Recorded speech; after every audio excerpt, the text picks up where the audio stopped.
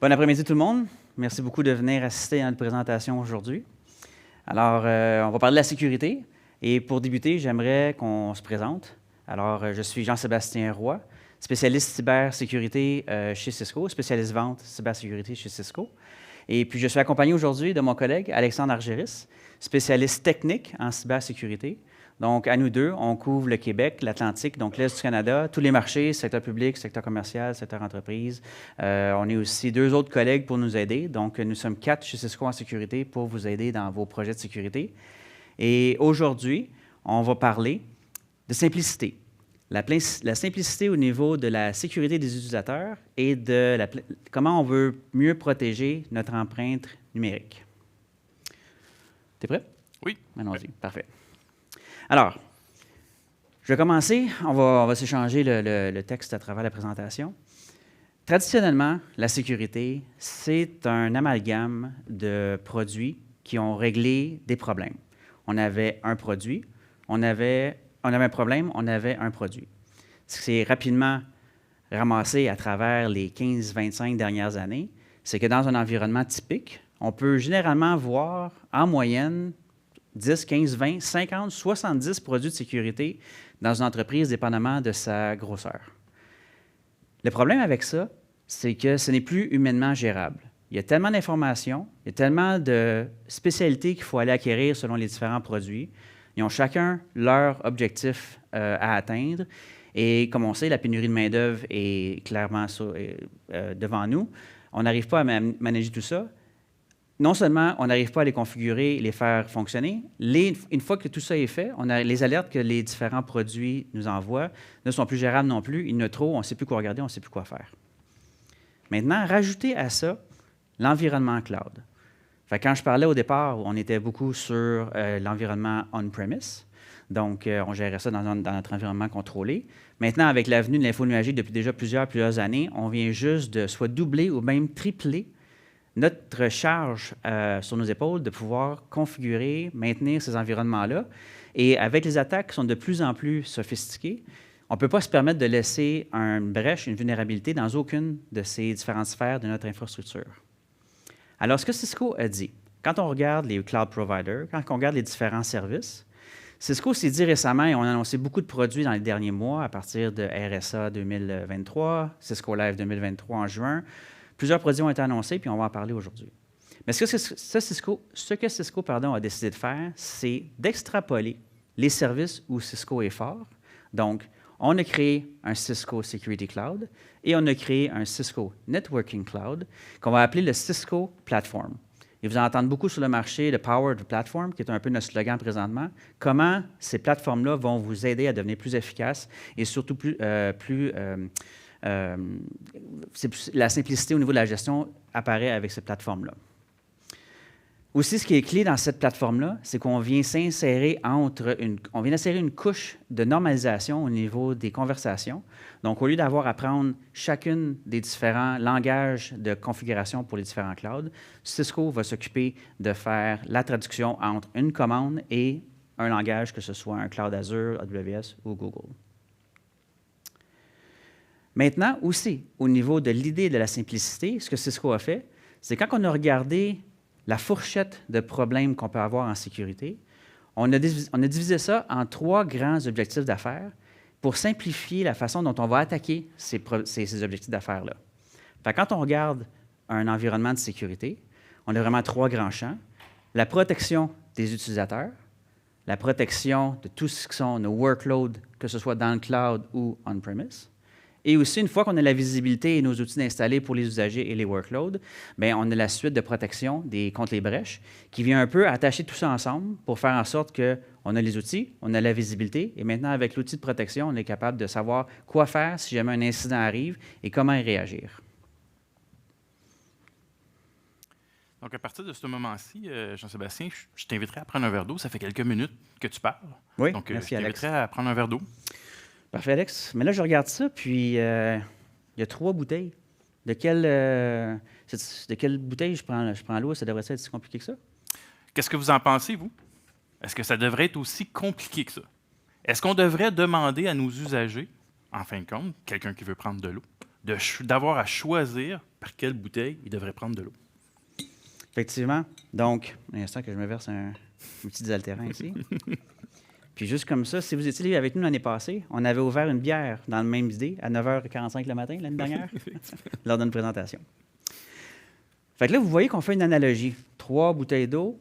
Regardez, différentes façons ici d'obtenir notre eau. Ça ne fait pas vraiment de sens.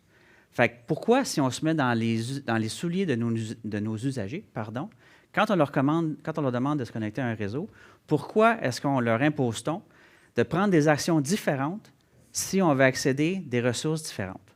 Ça ne fait pas de sens. Et vous allez voir que je vais en venir avec ça. Prenons un exemple ici. Un usager typique à la maison, au travail corporatif, dans un café, sur la route ou en train de se déplacer. Je me connecte le matin et puis je vais avoir accès à différentes ressources dans mon environnement. Aujourd'hui, ce qu'il faut que je fasse, c'est que si je vais aller directement avoir accès à une application SaaS, par exemple, bien, je vais me connecter et avec une authentification, je me rendre sur mon application SaaS. Mais disons que j'ai des applications traditionnelles dans mon environnement qui requièrent un VPN. Qui ne s'est pas ramassé à un moment donné à rentrer une adresse web dans son browser, attendre 5, 10, 25 secondes à se dire « Ah, c'est vrai, il faut que je parte mon VPN ». Ça ne fait pas de sens. C'est un peu l'analogie avec l'eau. Quand je veux prendre mon verre d'eau, on ne dit pas est-ce que je vais avoir l'eau d'une bouteille de plastique, d'une bouteille de verre, d'une bouteille de métal. Non, je prends l'eau parce que je vais avoir de l'eau et c'est aussi simple que ça. Fait que amenons cette simplicité-là d'analogie du côté sécurité. Alors, ce qu'on fait maintenant, idéalement, la vision que Cisco a, c'est de simplifier tout ça pour l'expérience utilisateur le plus possible. Step 1, on s'authentifie quand on se log le matin, peu importe où on est. Step 2, on travaille. Pourquoi? Parce que le réseau, l'infrastructure, l'architecture de sécurité s'occupe de faire les décisions pour vous de quel type de connexion utiliser en fonction de où est-ce que vous voulez aller. En tant qu'usager, vous ne devriez pas du tout avoir vous badrer de ça. L'infrastructure devrait prendre les décisions pour vous. Et c'est ça, avec Cisco Secure Access, on va en parler tantôt, qui vient régler ce problème-là spécifique. Il y a beaucoup de gains à regarder une solution comme ça, qui est cloud, évidemment, qui est basée cloud, pour simplifier la gestion, centraliser les politiques et aussi augmenter la visibilité. Maintenant, prenons un cas d'usage assez clair. Du côté gauche, les individus qui font partie des ventes. Du côté droit, du côté droit, le côté développement. Traditionnellement, on avait un environnement VPN.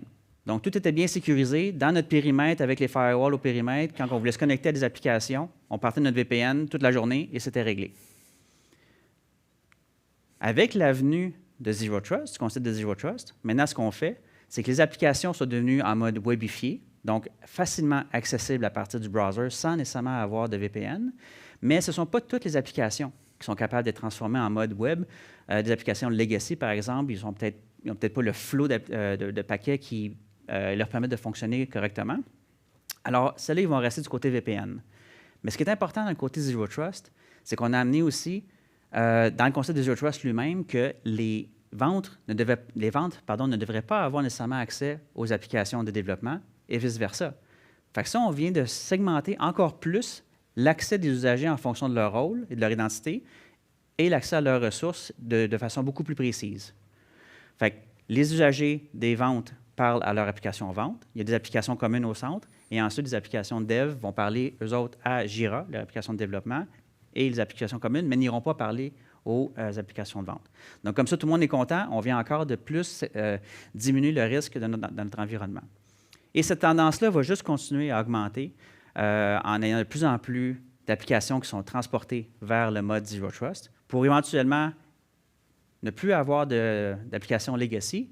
C'est peut-être un rêve, mais ça s'en va de plus en plus vers là. Mais le VPN va probablement rester toujours un peu nécessaire dans votre infrastructure. Donc, comment gérons tout ça? Fait que prenons un exemple ici du code d'accès, du code d'usager, pardon. Alors, je suis Jean-Sébastien. Je me log le matin sur mon MacBook, qui est fourni par Cisco. Les politiques sont mises en place. C'est très simple. Je vais avoir accès à Salesforce. Je m'authentifie une première fois en passant à travers l'application, le produit, la solution Cisco Secure Access. Et tout est beau, je suis vert, je n'ai pas de risque, toute la ligne, donc je me connecte à Salesforce pour faire mes responsabilités de vente pour la journée. Mais au cours de la journée, je ne travaille pas juste dans Salesforce. Ce que je vais faire, c'est que j'ai probablement besoin aussi de faire des expenses sur Concur. J'ai besoin d'aller voir des choses, mes vacances sur Workday. Pourquoi, en tant qu'usager, je devrais avoir à me réauthentifier à chaque fois que je me connecte sur une application? Ce n'est pas la façon la plus améliorée pour l'usager. On devrait s'authentifier une fois dans le réseau, dans l'infrastructure, pour pouvoir ensuite se connecter s'il n'y a pas de changement au niveau de ma situation. Et c'est ça ici que ça représente. Une fois dans Salesforce, quand je vais faire les requêtes aux autres applications, l'infrastructure sait que je suis Jean-Sébastien sur mon MacBook Pro. Parfait, ça passe, c'est beau. Mais qu'est-ce qui arrive dans le cas où je change de situation? Je m'en vais, par exemple, au Starbucks prendre un café et je veux travailler sur le Wi-Fi du Starbucks. Dans l'outil, dans Cisco Secure Access, il y a une vérification continuelle de ma situation, de ma posture. Là, il y a un changement qui a été détecté. Wi-Fi fingerprinting, je suis passé du réseau corporatif au réseau Starbucks. On sait que c'est Jean-Sébastien probablement sur son laptop. Ce qu'on va faire pour simplifier la connexion et l'expérience, on va juste demander une mini réauthentification qui va durer quelques secondes, s'assurer que tout est beau, que toutes mes politiques sont respectées, et automatiquement, je continue à fonctionner. Donc, imaginez maintenant, au lieu de faire des réauthentifications multiples, tout le monde est tanné de ça, rentrer le code, faire l'accès, accepter sur son cellulaire, peu importe c'est quoi. Aujourd'hui, on l'a fait une fois quand je me suis logué au départ. J'ai changé d'endroit, une mini réauthentification, et c'est réglé. Pour pouvoir offrir une simplicité à l'usager et surtout une bonne performance, parce qu'on ne veut surtout pas que les fonctionnalités, la charge de sécurité additionnelle qu'on demande à l'environnement, justement pour éviter les brèches et les ransomware, les attaques et tout, ça prend un déploiement à travers le monde qui est très gros pour qu'on puisse avoir des points d'accès proches de chacun de ces usagers-là afin de s'assurer que la performance soit bonne. Donc, comme on peut voir ici, c'est un graphique, ne vous en pas nécessairement à chacun des points, mais le réseau de Cisco Secure Access, qui a été déployé par Cisco à travers le monde, est gigantesque, ce qui fait en sorte que peu importe où on est, on a accès rapidement à nos services de sécurité pour avoir la meilleure performance possible quand on veut accéder à nos ressources et nos applications. Ce réseau-là est aussi par lui-même résilient. Donc, s'il y a quelque chose qui se passe dans le réseau, si un point de présence proche tombe, les usagers sont automatiquement redirigés vers un autre point de présence et complètement invisible à l'usager. Lui, il va juste continuer à travailler dans sa journée et ça va continuer. Il ne saura même pas qu'il y a eu une défaillance dans le réseau, ce n'est pas grave. Le réseau, l'infrastructure s'est résolue par elle-même. Un point qui est super intéressant dans la solution Cisco Secure Access, c'est qu'une fois qu'on a la performance, qu'on a la simplicité, que nos usagers sont connectés, il peut quand même y avoir des problèmes, mais qui ne sont pas nécessairement reliés à la sécurité comme telle. Ce que Cisco Secure Access offre inclus dans la solution, c'est la visibilité avec Cisco Thousand Eyes. Juste rapidement dans la salle, est-ce que vous avez déjà entendu parler de Cisco Thousand Eyes? Super, quelques personnes, merci. Pour les autres qui ne connaissent pas c'est quoi, c'est vraiment un outil de monitoring de la performance des flux réseau à travers ton infrastructure qui permet d'identifier à différents points dans ton réseau où il pourrait avoir potentiellement un problème. Donc, si par exemple l'usager se connecte, le client se connecte dans Secure Connect et il a de la misère à accéder à son application SaaS Salesforce, on est capable de voir avec la visibilité que Thousand Eyes nous offre, est-ce que le problème est entre le client, son Wi-Fi chez lui, le Wi-Fi, son service provider, jusqu'à l'application, pour rapidement, s'il y a un problème, troubleshooter où il se trouve et le régler rapidement. Comme ça, on diminue le nombre de billets ouverts au service desk et puis l'usager continue à travailler le plus rapidement possible. Donc, Thousand Eyes inclus dans Cisco Secure Connect. Je te passe la balle. Merci. Merci, Jess. Donc, à partir de ce moment-ci, ce que j'aimerais faire, c'est vous introduire officiellement aux produits de Cisco Secure Access. Essentiellement, l'industrie s'entend pour dire que toute solution SSI, donc pour ceux qui sont familiers avec le terme SSI, qui est Secure Service Edge, tout le monde s'entend qu'il devrait avoir 4 piliers, donc 4 fonctions principales dans chacune des solutions. Donc, le premier, évidemment, c'est d'offrir des fonctions de web, donc protection web, contrôle du web. Évidemment aussi, on va vouloir ajouter à ces fonctions-là des fonctions de contrôle de type CASB, donc contrôle de ce qui est entré dans les applications SaaS, par exemple, que l'on supporte et que l'on accède. On va vouloir aussi offrir, Jean-Sébastien a touché un peu sur la notion de Zero Trust, donc on va vouloir aussi venir contrôler qui peux accéder à quelles ressources de mon organisation et comment et à quand et ainsi de suite.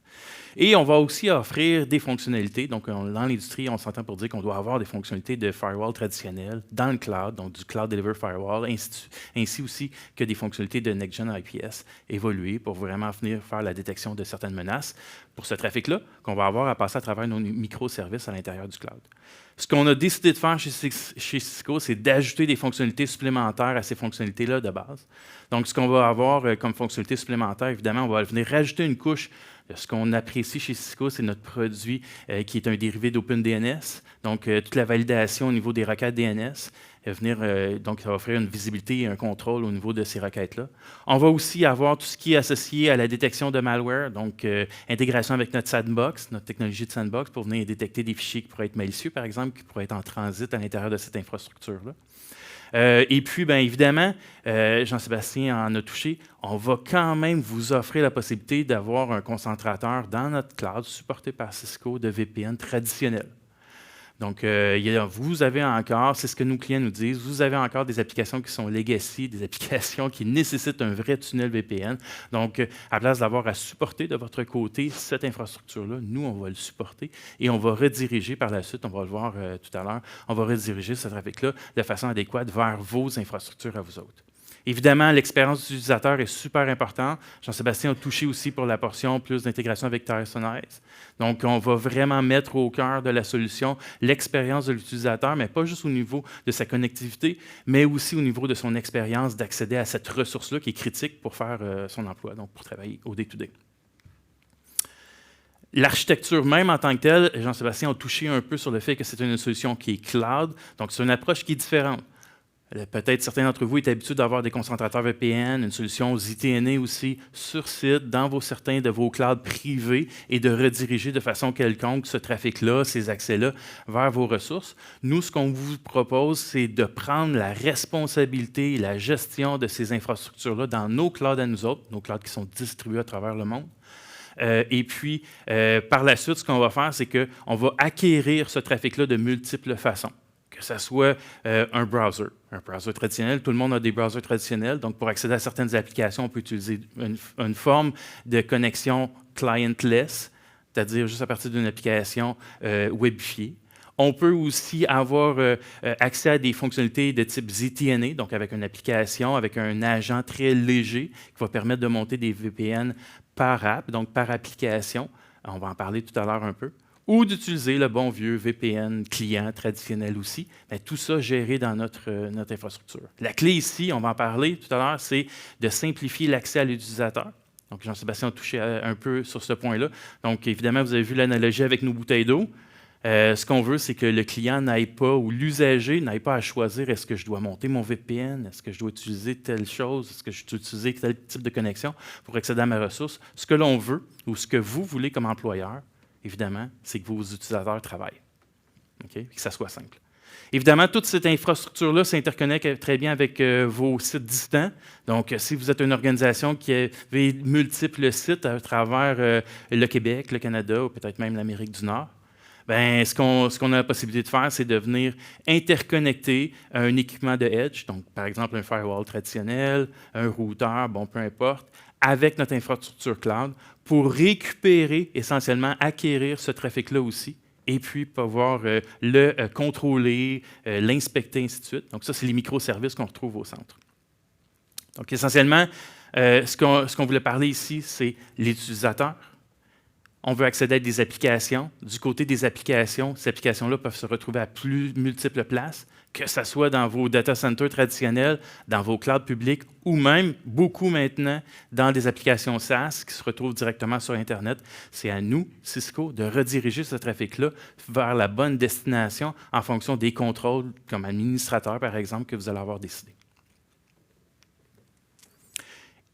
La grosse portion de notre solution est basée sur un agent, donc la simplification est basée sur un agent déployé sur le poste. Peut-être que certains d'entre vous connaissez déjà AnyConnect. Est-ce que certains d'entre vous connaissent déjà AnyConnect? C'est probablement l'agent de sécurité le plus déployé au monde. Okay? AnyConnect a vécu une cure en fait, on l'a renommé. Donc, au niveau marketing, on a décidé d'appeler ça maintenant Cisco Secure Client.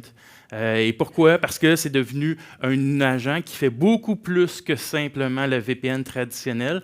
Donc, on est venu rajouter à l'intérieur de ça un module ZTNA, un module d'accès à Internet, un module de posture, ainsi de suite. Et c'est l'ensemble de ces fonctions-là qui font la technologie Cisco Secure Access. Évidemment, ici, je vous montre le client, mais le but, c'est que votre usager ne l'utilise pas. OK? On finit le fait où on doit démarrer le Cisco Secure Client ou AnyConnect, pour ceux qui sont familiers avec le terme, et démarrer le VPN. On ne veut plus ça. Donc, vous, comme administrateur, vous allez avoir déjà dans la configuration, dans le portail de votre tenant de Cisco Secure Access, configuré de quelle façon est-ce que vous voulez que telle application utilise le module ZTNA, telle autre application utilise peut-être un accès directement à Internet, mais avec des validations de posture, et ainsi de suite. Donc, ça va être à vous. Et l'usager, lui, ça va être complètement transparent pour lui.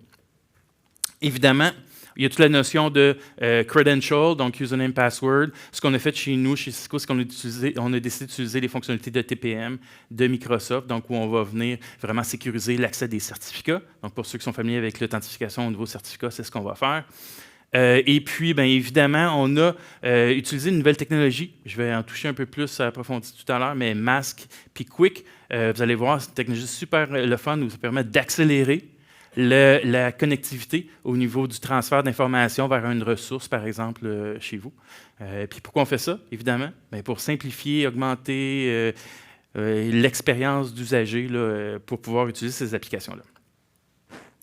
Évidemment, qu'est-ce que Quick et Mask? Je ne vous ferai pas une présentation en 1 heure, quoique ça serait possible de le faire. Évidemment, on a juste quelques minutes pour ces 2 slides-là. Évidemment, mais l'important, ce qui est à comprendre, c'est que ça nous permet de monter des micro-tunnels à la demande. Donc, c'est des micro-tunnels qui n'utilisent plus le protocole, dans le fond, TCP, mais plutôt on va utiliser un protocole UDP. Donc, vous comprenez ici que c'est beaucoup plus simple, beaucoup plus rapide, ce qui fait que d'accéder à une ressource, vous allez me dire, ouais, mais c'est pas si pire que ça. Non, regardez la différence.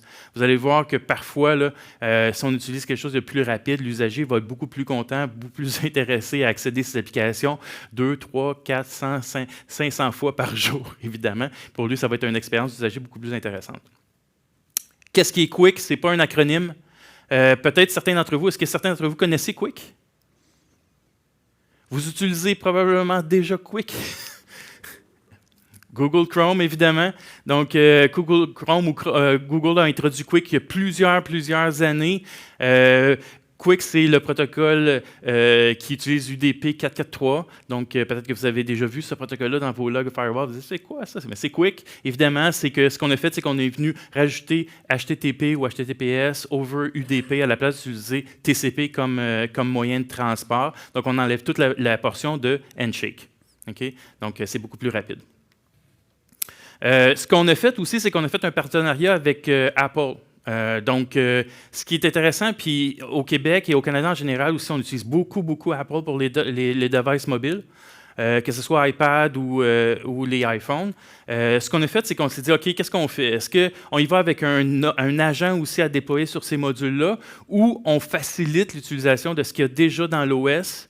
Donc, dans l'OS de Apple. Donc, on a fait un partenariat avec Apple pour ceux qui sont familiers avec tout ce qui est private relay, donc au niveau de Apple, qui utilisent déjà Quick.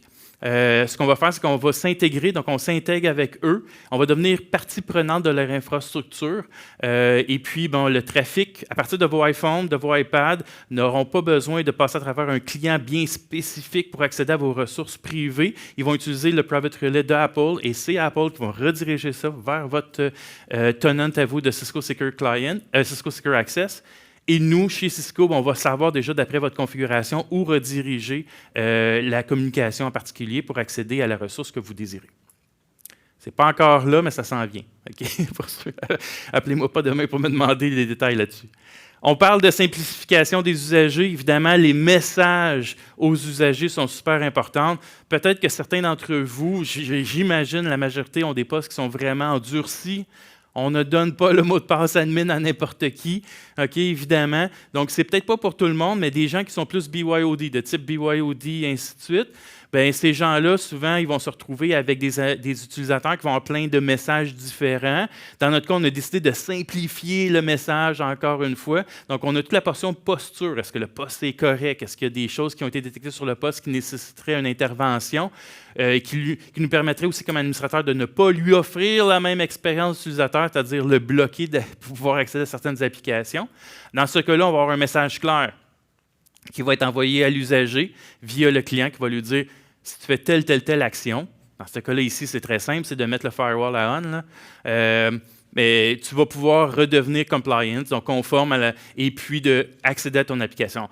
Jean-Sébastien a touché aussi sur le fait de réduire le nombre d'appels au centre de support, mais c'est un des exemples ici. On veut simplifier aussi cette utilisation-là pour que l'utilisateur, à la fin, appelle moins au centre de support. Pour cette section-là, ce que je vous dis, c'est venez me voir dans un kiosque ici. Je vais pouvoir vous faire une démonstration de l'expérience d'utilisateur. C'est une petite vidéo qui vous montre comment c'est simple. C'est plate.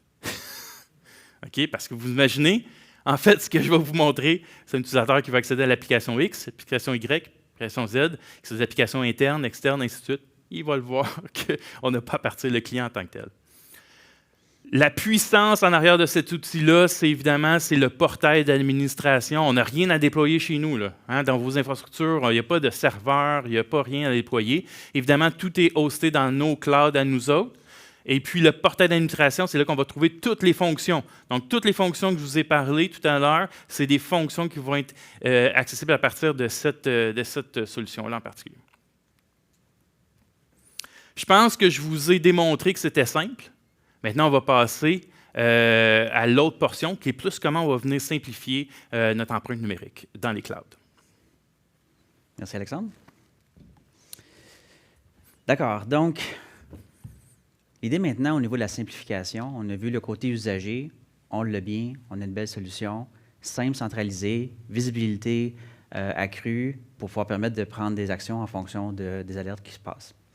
Ça, c'est du côté, quand on avait la slide de l'architecture, du côté gauche, les usagers sont là. Maintenant, du côté droit, il y a toutes les ressources. Les applications SaaS, les applications traditionnelles, etc., etc.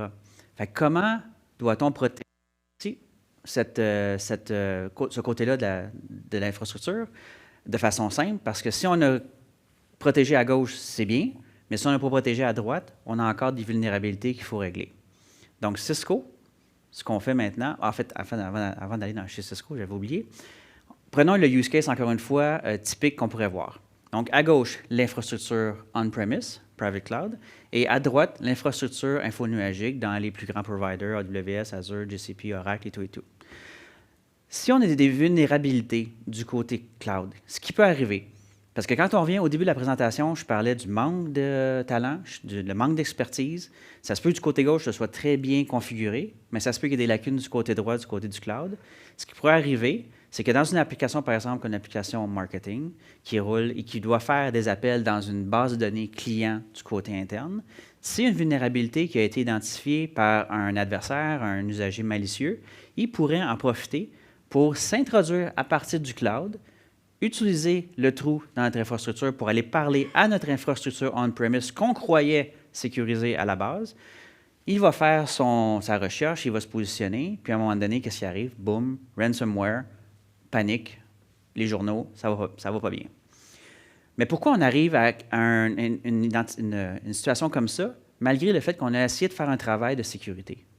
La raison, c'est que du côté sécurité, du côté infrastructure on-premise, on parle traditionnel. Donc, les réseaux, les adresses IP, les ACL, ce genre de choses-là. Tandis que du côté droit, du côté du cloud, on parle de microservices, on parle de services, qui sont deux langages qui sont complètement différents, mais qui doivent se parler entre eux. Fait que ce que Cisco a fait, c'est qu'avec un outil qui s'appelle Cisco Multi-Cloud Defense, qui a aussi été annoncé à Cisco Live en juin dernier, on est capable maintenant de faire la traduction des politiques de sécurité simples entre le cloud et notre infrastructure on-premise. Parce que Cisco comprend les deux côtés.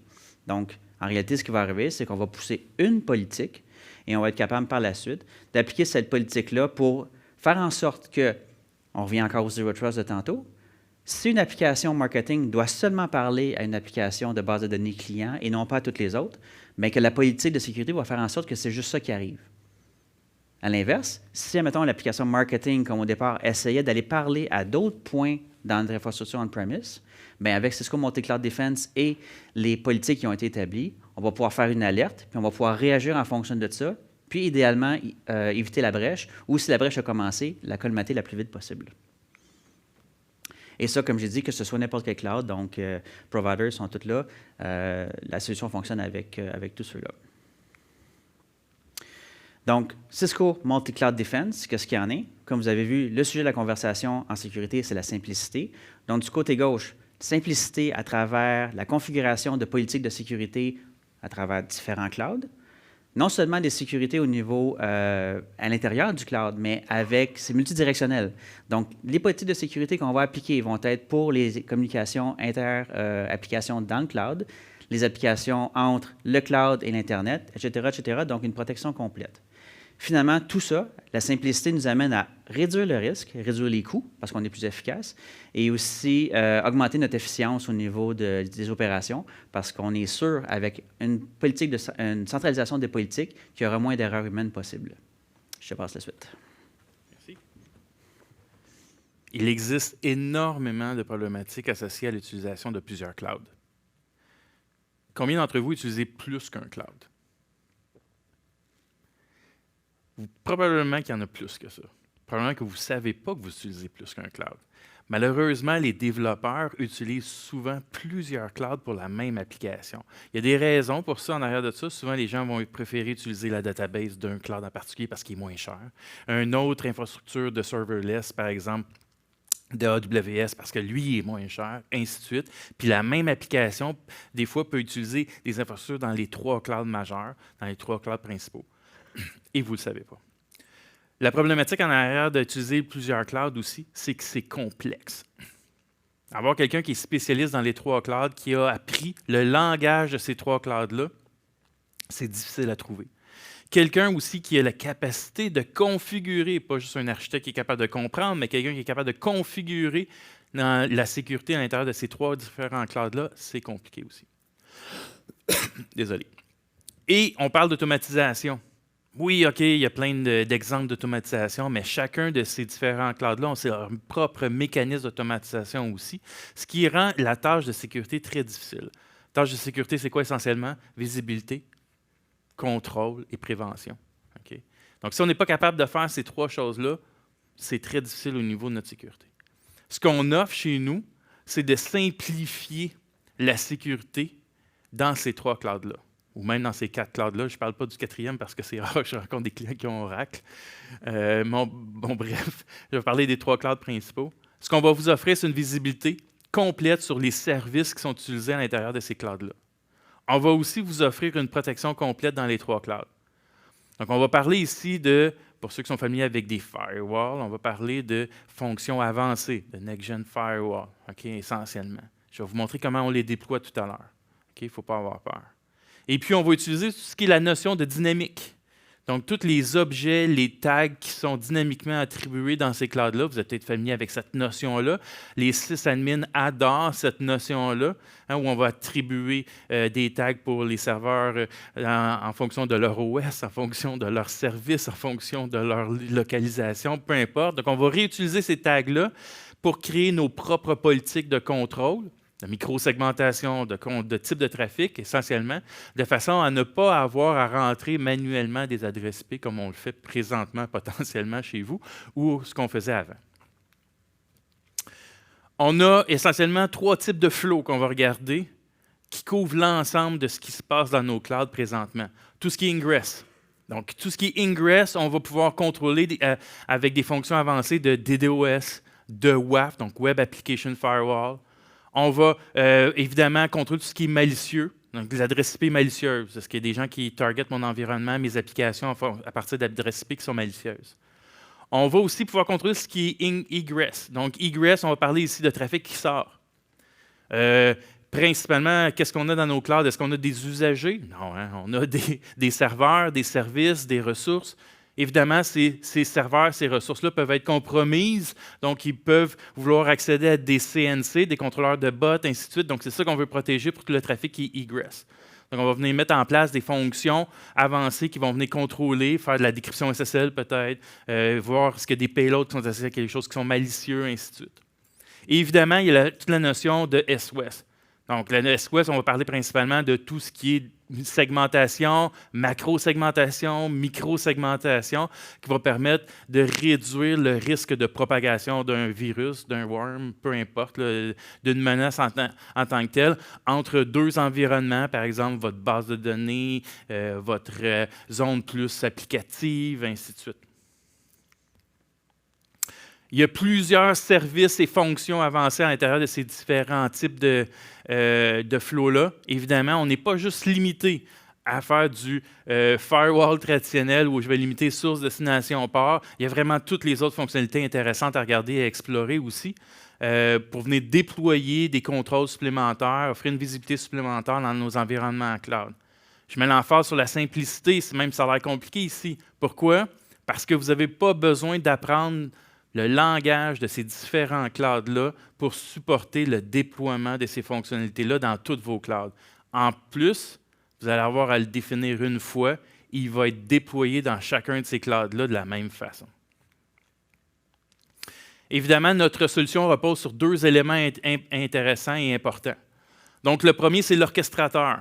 Évidemment, c'est un portail dans le web, portail d'administration qui va orchestrer la réception de cette télémétrie-là des clouds, mais aussi le déploiement des contrôles dans les différents clouds.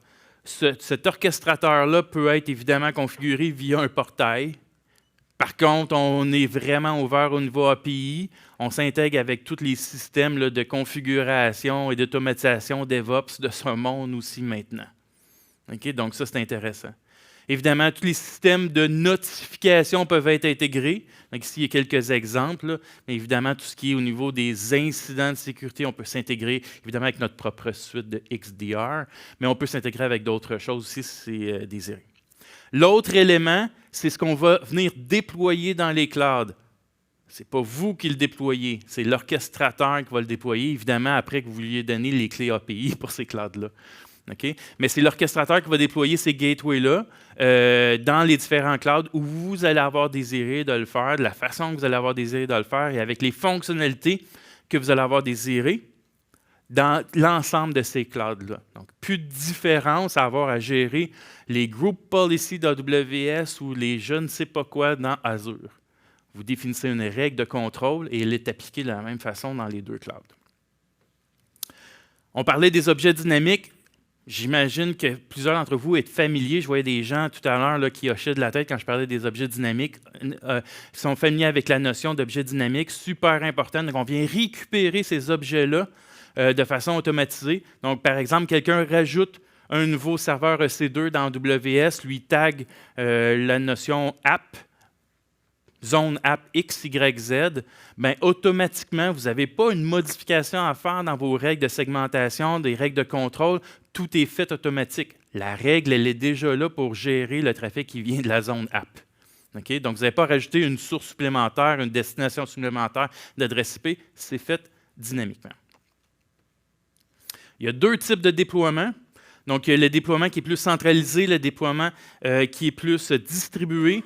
Évidemment, ça dépend de vous, ça dépend des normes. Est-ce que vous avez des normes à respecter? Est-ce que vous avez une politique interne de segmentation, de micro-segmentation? Est-ce que vous désirez être plus près de l'application, plus loin de l'application, évidemment? Si on y va avec un modèle plus centralisé, je dirais que c'est plus traditionnel, mais appliqué au cloud, où on va créer un VPC sécurité, où on va router le trafic essentiellement et les services à travers tout ça.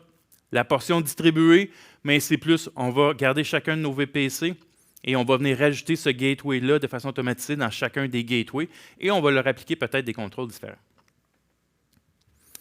Évidemment, en terminant, je vous laisse sur une image de la console. Sur une console, évidemment, là, c'est un portail. Il y a des screenshots qui sont disponibles à mon kiosque si vous voulez venir voir. Je peux même vous montrer aussi l'interface en tant que telle. Évidemment, il y a un dashboard. Tout le monde a des dashboards. Ça, c'est sûr certain. Mais ce qui est important, c'est la puissance en arrière du portail en tant que tel qui permet d'avoir une simplification au niveau de la gestion de ces environnements-là de façon proactive. Là. Vous pouvez répondre, c'est correct.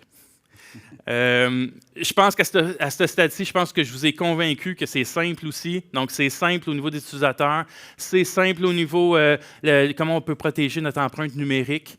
Je pense que ce qui nous reste à faire, c'est les choses à retenir. Donc, premièrement, merci beaucoup d'avoir pris le temps cet après-midi de venir nous voir. C'est très apprécié. Venez voir les démonstrations, on les répété 2 fois, à notre kiosque. C'est vraiment incroyable la possibilité de pouvoir voir ce que les outils font. Ensuite, à retenir, la simplification. On a des plans de migration simples pour amener vos usagers vers les nouvelles solutions. Et puis, ensuite, excusez-moi, j'ai perdu mon fil. On a un déploiement qui est simple. Déploiement qui est simple, c'est ça, pour pouvoir faire ça très rapidement.